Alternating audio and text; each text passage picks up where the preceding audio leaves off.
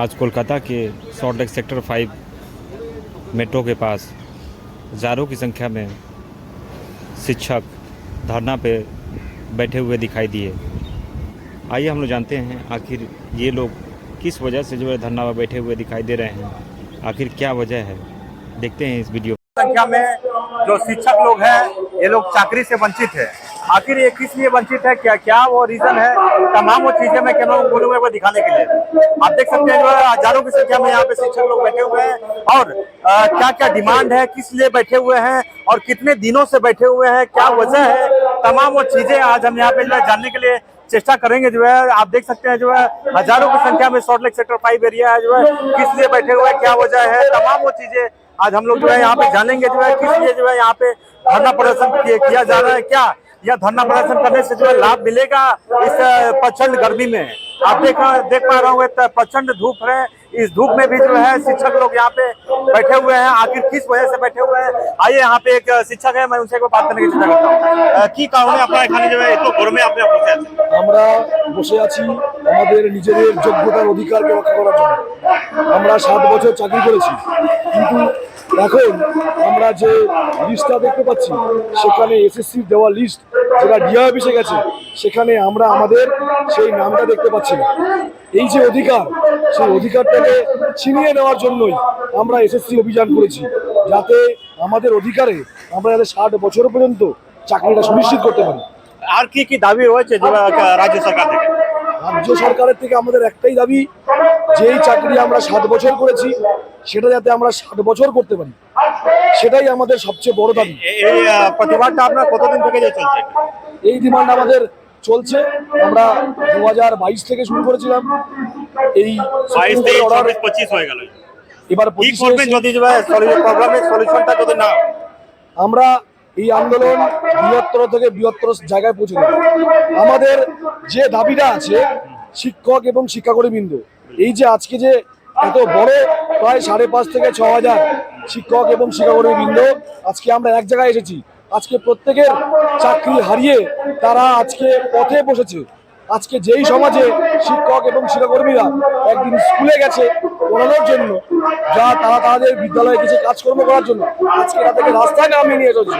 যে তাদের appointment date SSC, আজকে সেই এসএসসি আমাদের নাম থেকে ডিআই অফিসে না করে দিয়ে আজকে এক শ্রেণী দালালের কাছ থেকে আঘাত করে তাদের ওই দালালি পাওয়ার জন্য তারা তাদের সাথে সমঝোতা করে সেই নাম তারা গড়াপ করেছে। এত পড়াশোনা করেও আপনাদেরকে মার খেতে হচ্ছে কেন? এটা আমাদের সবচেয়ে বড় অভিযোগ, যা আমাদের সাথে অন্যায়। এই অন্যায়টা রাজনৈতিক চক্রান্ত। আপনি ভাবুন তো, যে পরশুদিন যখন যারা আমাদের উল্টো পাশে বসেছিল এসএসসি ঘোষণা করলো থার্ড কাউন্সিলিং এর পর থেকে সব করা অবৈধ, কি হলো, যে রাতারাতি চেঞ্জ হয়ে গেল। চেঞ্জ হয়ে গিয়ে কি হলো, গডাপ রাজনৈতিক চক্রান্ত। এই রাজনৈতিক চক্রান্তের জন্য এই সবটা আজকে আমরা দেখতে পাচ্ছি যে আমাদের নামটা ডিআই অফিসে নেই।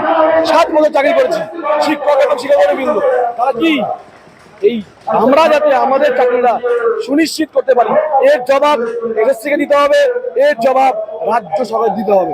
যতদিন পর্যন্ত আমরা আমাদের চাকরিকে সুনিশ্চিত করতে না পারবো আমরা এই জায়গা ছাড়বো না। यहाँ पे और भी পাঠিয়েছে পর্ষদের মারফত স্কুলে স্কুলে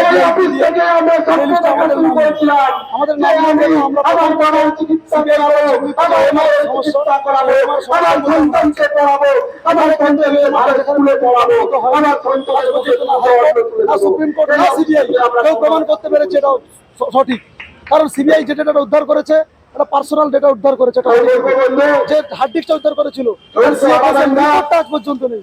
না পেরেছে হায়দ্রাবাদ, না পেরেছে দিল্লি, না পেরেছে সিএফএসএল তার রিপোর্ট আজ পর্যন্ত সুপ্রিম কোর্ট মান্যতা দেয়নি। আজকে কমিশন সেই ডেটাটাকে কি করে বাকি দেশ। আমার নাম সৌমেন সামন্ত। সরকার আমাদের সাথে কোনোভাবে সহযোগিতা আসছে না, তাই আমরা অনুরোধ করব মাননীয় মুখ্যমন্ত্রীর কাছে যে অতি দ্রুত আমাদের জন্য পজিটিভ একটা বার্তা নিয়ে আসুন, যাতে আমাদের যত 4,000 সামথিং যে শিক্ষক শিক্ষিকা এবং শিক্ষাকর্মী রয়েছে অতি দ্রুত পুনর্বহাল হয়। কি নাম আপনার? আমার নাম উজ্জ্বল ভাই। আপনি কি বলতে চাইছেন যে এটা কি প্রতিবাদ করে আপনার সমস্যাটা মিটবে না আর কিছু অ্যাকশন নিতে হবে? এখানে প্রতিবাদ করেই সুপ্রিম কোর্টের অর্ডারকে ভায়োলেট করে 3 নাম্বার কাউন্সিলিং থেকে যেটা চেয়ারম্যান নিজে ঘোষণা করেছেন সুপ্রিম কোর্টের 31 নাম্বার পয়েন্টে, যে 3 নম্বর থেকে পরবর্তী যে কাউন্সিলিংগুলো হচ্ছে 9-10 ক্ষেত্রে সবগুলোই প্যানেল এক্সপায়ারি, এবং 11-12 সেকেন্ড কাউন্সিলিংয়ের পর থেকে যা হয়েছে সবগুলোই প্যানেল এক্সপায়ার। প্যানেল এক্সপায়ার করার পর এখানে আন্দোলন করে চেয়ারম্যানের সঙ্গে কিছু সেটিং করে কিছু নেতা এসে ওদের নামগুলো তুলে নিয়ে গেছেন। আশ্চর্যের বিষয় হচ্ছে এটা যে ভুল ইনফরমেশন দিয়ে নিজে ফর্ম ফিল আপটা ভুল করেছিল, সেই ববিতা সরকারের নামও গেছে স্কুলে যাওয়ার জন্য। কি নাম আপনার? আমার নাম হাসানুজ্জামান। तो आप देख सकते हैं जो सैकड़ों की संख्या, हजारों की संख्या में लोग यहाँ पे मौजूद हैं और United teachers and non teaching forum की तरफ से यहाँ पे SLST एंड SLT 2016 আমি একটু আগেই বিকাশ ভবনে গিয়েছিলাম।